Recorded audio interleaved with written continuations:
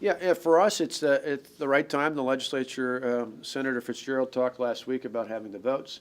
Early on, I was concerned at the beginning of the session that when we were talking about laying out our plans for the future, and particularly as we laid out our budget, which is our ultimate plan for the next 2 years, that would take away from that. The legislature has that now. They won't be able to even begin holding hearings on that until the legislative fiscal bureau is done with the review, and the final vote won't come until later into May, going into June. And so, timing-wise, it's actually a pretty good time to bring that up. As we do other sons and daughters who choose to be doctors and lawyers. Back in 2010, in fact, when I used to work just up the way here at the courthouse, we heard a lot of the same complaints and concerns 4 years ago.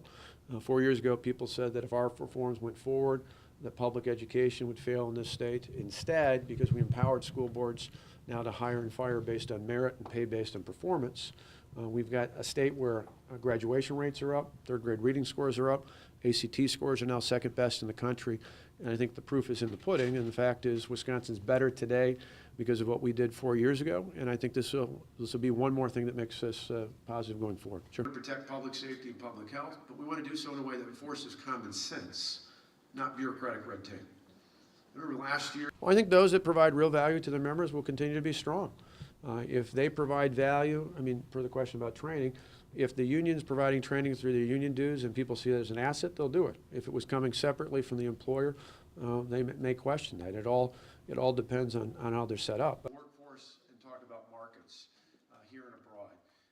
First off, well, I like the fact that people are paying attention to it, but there's a long ways between now and the time the first ballots cast, be it in the caucus or some of the early primary states. You've all heard me say before when you ask about polls in this state, the only poll that matters is the one on election day. But, you know, I used to run track. I guess I'd rather be ahead than behind, but there's going to be a lot of ups and downs along the way. And after 3 elections in 4 years, the last 2 of which I was the #1 target in America, I guess I'm kind of used to up and downs. In terms of the impact that manufacturing has on our state's economy. And so that's something that we're proud of.